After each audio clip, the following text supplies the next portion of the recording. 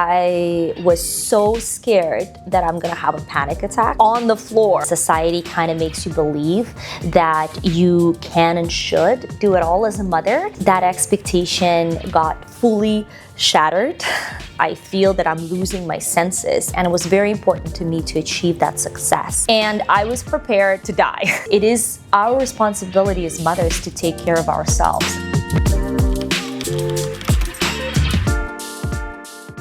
Welcome to It Mom, a podcast where it is all about you. And I'm your host, Paulina Perry. And today I want to interview myself and kind of tell you the story about how my motherhood experience played out and where I'm at right now. So let's begin with my regular question to myself, and that is what expectation I've had of motherhood. And I think that I owe you some context about where I come from and how I grew up. But basically, I come from Eastern Europe. I'm a Russian Ukrainian, and I grew up watching my mom hustling. She's a very A-type, very strong woman, and in my household, it was always this business-oriented hustle mentality that I've absorbed, and it became my norm. I already shared in one of the episodes that my vision of motherhood was always, doing it all, juggling all the things, making borscht and talking on the phone and answering emails while breastfeeding a baby. And I think this picture is very common for women in our day and age because society kind of makes you believe that you can and should do it all as a mother, especially that women have been in workforce for not that long and we're still trying to prove ourselves. So it kind of makes sense that I grew up with that image. I really attach my identity to my work and what I do, and it was very important to me to achieve that success and to prove my parents that I can do all these things. And it wasn't until very recently that that expectation got fully shattered. And I'll share the story with you because I think it's very important for women to know that it's okay to take a pause in your career if you need to, and there is no need to drive yourself to the point where you have a complete breakdown. And that's something that I've experienced. So this episode is going to be quite emotional because these are not good memories to recall, but I want to talk about it because it's part of my story and because it brought me to where I am now. So let's begin with a recap of my professional story. I studied in New Zealand, and after I graduated, I went into education industry and I was representing different universities across the world, and I was traveling a lot. I ended up traveling for about 10 years, for 7 to 10 months a year. So I was like a professional traveler, doing conferences and events, meeting students. I absolutely loved what I did. I love people. So for me, the best part was meeting people, connecting with people, and also being able to influence people's lives because I was promoting education abroad, giving young kids an opportunity to get excited about something so new and life-changing. And to this day, I have some people that went traveling around the world, pursuing education in a given country that I used to represent, and then, coming back to me and saying, thank you for giving us that opportunity. So that was a very big part of my life, and I've done that for about 12 years until I decided that I want to slow down. I was living in Canada by that time, where I came to do my master's degree in education leadership because at the time I was working heavily in that industry.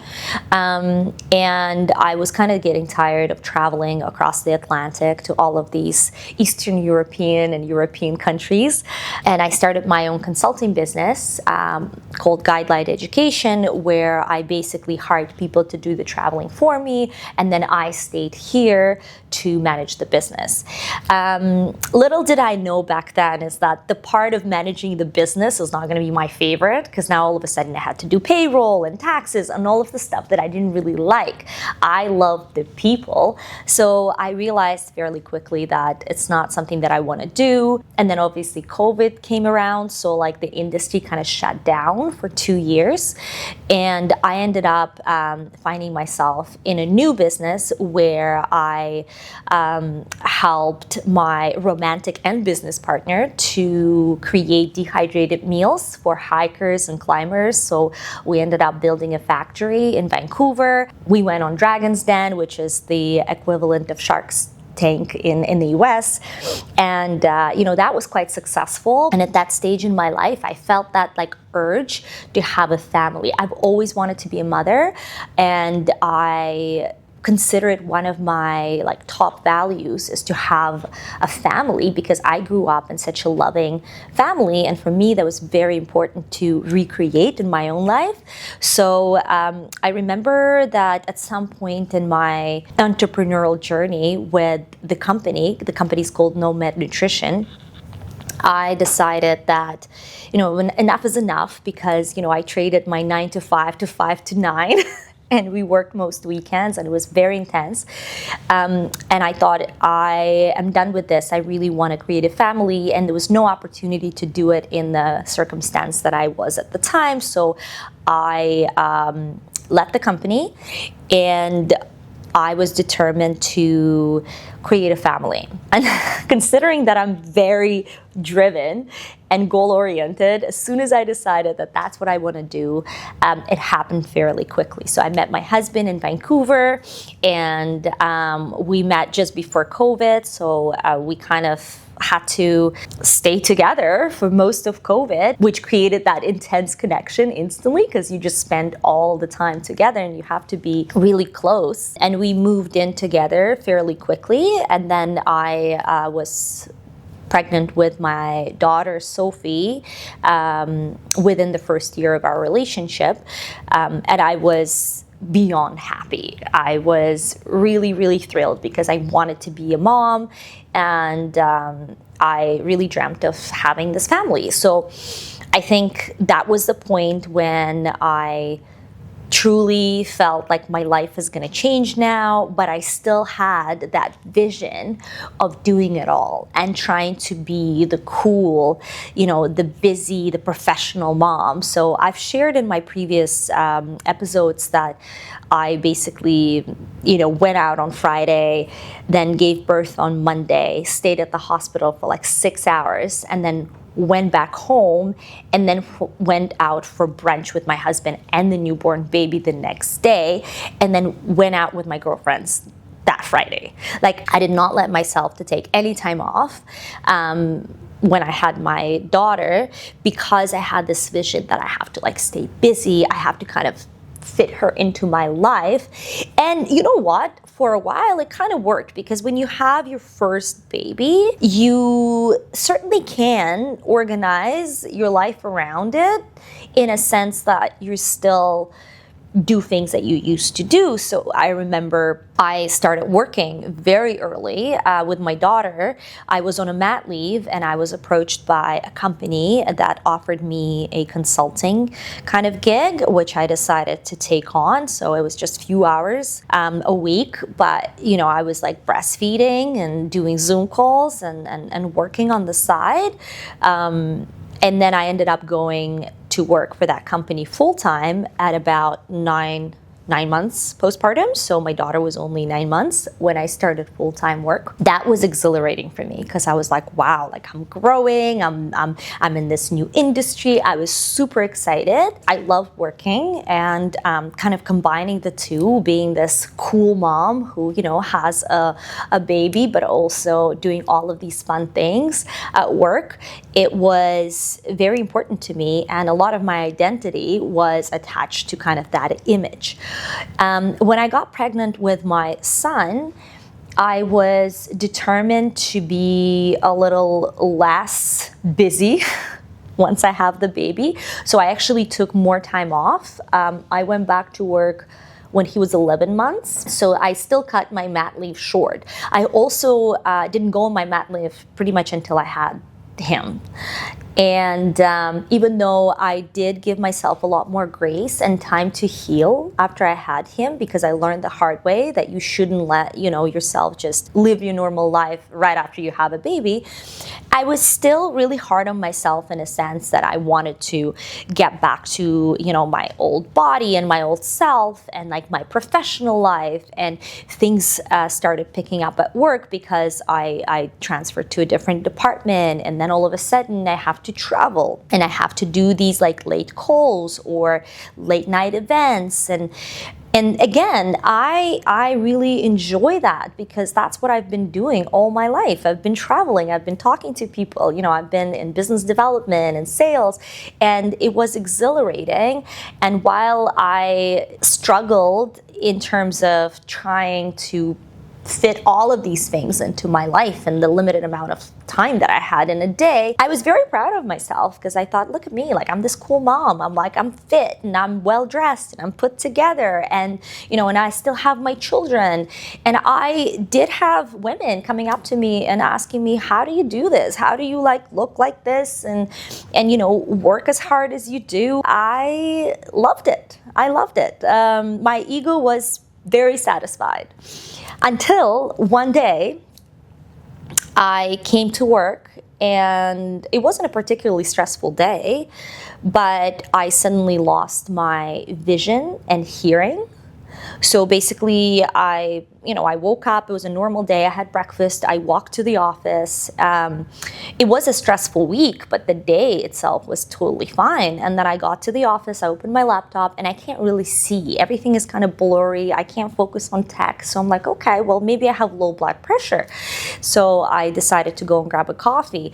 And while I was going downstairs to grab a coffee, I was talking to my colleague, I realized that I have very muffled hearing, kind of like, noise canceling headphones, and I couldn't understand what's going on. As we were standing in line to grab a coffee, I had what doctor called later an adrenaline rush waves on my body where like my hair would stand up and it was just like this weird sensation. And I was like, okay, something is happening and I don't understand what it is, but I knew something was off because my vision was getting worse and my hearing was getting more muffled. So by the time we got back to the office, I had my coffee. I even went to the bathroom and did jumping jacks. This is how committed I was to that day at work because I love my job. I'm like, I'm gonna do this. And then I had a meeting. And in a meeting, somebody is trying to present to me slides and, talking to me, and I'm looking at their laptop screen and I can't comprehend anything they're saying or showing me. Like everything is a blur. Their speech is just so distant and incoherent to me. So my brain could not process information like cues, visual or audible cues. So I was very confused. And at that point, I started panicking. And I just stared at that person for a while, trying to compute what the heck is going on. And then I said, I think I need to go to the hospital. And I started hyperventilating because I was like, oh my God, what is happening? I'm a mom of 2 kids. And it felt very scary at the time. And so I grabbed my phone and tried to get an Uber, but I couldn't see my own screen and I couldn't type the address.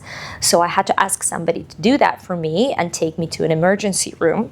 We went to an emergency room all the way, the person is trying to distract me and I'm just panicking more and more. So it's building up because I feel that I'm losing my senses. And if you've ever experienced that, which I don't wish for anybody, it's a very, very scary thing to experience. So at that point, I am in a full panic mode because I'm like, what is going on? And so I get to the emergency room. I let the person go because it's a big meeting. I'm like, okay, let everybody know that I'm not going to attend it. I'm at a hospital, whatnot. And then I wait and welcome to Canada. Because I was really feeling you could tell because I was hyperventilating. I was scared. But eventually I felt like I was hyperventilating so much that I'm going to pass out. And my vision and hearing were getting progressively worse. So at this point, everything is a blur. So I remember I stood up and I went to one of these sliding doors that leads you inside of the emergency unit. And I knocked on it and it opened. And there was security and some doctors. And I wanted to ask them to get me through, because at that point, I was sitting for about 15, 20 minutes, or at least that's what I felt it was. And I realized that I can't talk. And I couldn't say, help me. So I was literally just like wheezing out. I sounded like some crazy person going like, oh, oh, oh. Like I was just making sounds in that door frame, and that freaked me out even more. So all of a sudden, my motor function just shut down. So I couldn't move my limbs. Now I am standing in the door frame. Thank God it was in the door frame. So I'm like leaning, towards on the door frame. I'm trying to say, help me. I can't say it. And neither my hands or my legs are listening to me. So I'm basically dying. Like in my head, this was it. This was the last day of my life. And I was prepared to die because that's how it felt like. And I gotta say, this was the scariest experience in my life. Like, it brings a lot of emotion because, and look, I've told this story to people many times, and I was kind of hesitant to share it on my podcast because, I didn't want to be negative, but I'm here all about truth and raw and unfiltered. That's my job in a sense, to share the raw and true and unfiltered story, but it does bring a lot of emotions because I've never been so scared in my life, because I have two little humans at home. I can't talk, I can't hear, I can't see, and now I can't even move. So it felt like forever for somebody to come and get me like seated and get me admitted, but I literally couldn't give them anything. I had my health card in my hand and they had to like pull it out of my hand to get my information. I couldn't give them my husband's number because I couldn't see it on my screen, and I couldn't tell them anything because I was hyperventilating so much that I couldn't fit a word between my breaths. So I got admitted, and they took me to whatever the emergency department unit, whatever you call it, inside. And they just kind of put me on the stretcher along the wall and left me there. So like for about 40 minutes, I was just like in full on, what I learned later, like panic, right? Because I was hyperventilating. I couldn't see, I couldn't hear, I couldn't call my husband. And not until they gave me some kind of like sedative, I was able to kind of comprehend what's happening around me again. And I remember I tried to, because I started seeing a little better after having that sedative, and I was able to find my, husband's number on the phone. I couldn't text him, but I was calling him because I thought, I can tell him what's going on with me. And I remember calling him, and he's like, "What's up? What's going on?" And I'm like, I couldn't say I'm at a hospital. It was just so bad. And I ended up giving my phone to some random doctor who was passing by and just telling him like, help me. I mean, he knew like I was vulnerable in that moment. And so he told my husband that, she's at a hospital. I assume this is your wife. And my husband is asking him all the questions. He's like, I'm not her doctor. I was just passing by. She just, she can't talk. So I'm like trying to let you know where she is. And I had to go through extensive testing. They had to do a CT scan and obviously like heart and everything to figure out what the heck was going on with me. And at the end of the day, about 8-9 hours later, they told me, you're healthy. And there's nothing wrong with you except for your mental state. And you had what seems to be a severe panic attack episode. And they did say that the severity of it, the way my body responded to it, was quite serious, and it's advised that I take some time off work. I had a conference coming up next week that I was really looking forward to because I was, to meet all of my partners and people that I work with and all my clients, and I love conferences. And I was so scared that I'm gonna have a panic attack on the floor, like the conference floor, that I was like, no, I can't. So I'm just gonna like stop working from that day on for as long as the doctor recommends. That first month, I literally just slept and took care of my kids and just kind of tried to breathe. Like, it was surreal. And I remember when I went for my follow-up appointment and the doctor was like looking at me and he said, look, like, you can't go back. You have to stay for another month. I wanted to go back because I didn't know how to be home. I didn't know what to do. And I told him I'm just like sleeping. Like, I would take my kids to school and come back home and like lay in bed and sleep for another 2-3 hours. And he said, that's what you need. So I stayed home for another month and it started to get better. And I remember I had an opportunity to feel, like, for the first time. Like, I remember I went for a run and I didn't want to listen to any music because I was so overstimulated when I worked. Not only I was looking after kids and working out and traveling and working and looking after a team as well. You know, I was also trying to learn new things and listen to podcasts and audiobooks and like grow, not just professionally, but also personally.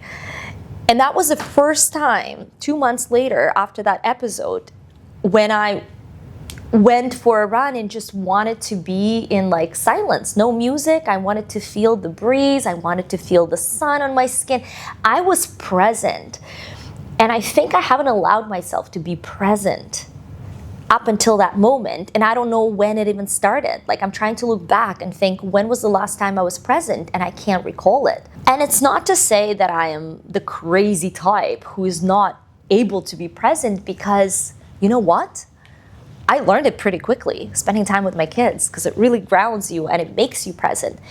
But I didn't allow myself to be so because there was so much stimulation and so much to do. When the 2 months passed and I realized that I'm developing this new appreciation for the world, for my family, it was surreal. So when I decided to take more time off, I wanted to do something with my time, because at that time I felt better, but still not well enough to go back to work. It gave me a lot of anxiety to think about it and a lot of like fear. And so I decided to start this podcast. Now, I had the idea of podcast before that episode. The initial idea was to interview successful women that have their stuff together and they're working and they're juggling it all. You know, those women that I envisioned myself to be before this thing unfolded. And hence the name, It Mom, right? Like an it girl and an it bag, like the cool mom, the modern mom, the do-it-all mom. And then when this thing happened, I was like, there's no way I'm feeding this myth. Because, I mean, there are many women that do it all. But I believe that behind the closed doors, something's got to give. And there is always something that they have to sacrifice in order to do it all, or whatever we perceive as all. I no longer want to talk about that. And I want to talk to women that are willing to share their raw, unfiltered, real stories about real motherhood and how, you know, that reality versus expectation affected them in this transition and what it did to them as women and as mothers, what it did to their careers, what it did to their relationships. Because for the longest time, I didn't want to admit to myself, let alone others, how I truly felt and how hard it was to do it all at the same time. I don't think that, you know, women shouldn't work or they can't balance different things at the same time. I think if we prioritize in a right way and we are being strategic about it and we allocate our time and resources wisely, we can do it all. Sometimes, you know, you might be back at work, but you're less ambitious and you're not trying so hard to get the next promotion, to get the next, you know, bonus, or to get the next big client. And that's what I certainly was. Like, I believe that I can be just as effective and amazing at work as long as I kind of put that ambition on the back burner just for the time being while my kids are so young and while they need me so much, because that takes off a lot of pressure professionally. I also know women that, fully outsource all of their daily chores, like cooking and cleaning and grocery shopping, that have full-time nannies, and that allows them to have a very robust career, but still they have to be very intentional about their time and how much time they spend with their families. So I'm not an advocate for being a stay-at-home mom. However, I do respect it so much more now that I've experienced it myself and realize how much joy it brings, but also how hard it is. The goal of me sharing this is that if you feel that you're at your wit's end and your body starts sending you signals, you probably are, and you probably should start listening to it. Because it is our responsibility as mothers to take care of ourselves. And I think a lot of times we put ourselves second, and our kids need us. So it is important to make sure that we're in a good place, emotionally, physically, health-wise, and that experience fully transformed the way I treat my body, the way I treat my mental health, and the way I see other women that choose to pause or slow down in their careers in order to be good mothers. So with that, I want to conclude this episode, and I really hope that it helps anyone who's out there going through a similar experience. I hope that me sharing this story kind of shines a light on what I'm doing here with this podcast and why I've been following the format that I've been following. And if you have any stories to share, I would love to hear from you. So you can leave them in comments under this episode, or you can DM me on Instagram on my personal account, Paulina Perry, or at It Mom Club. And I want to thank you for being part of this story.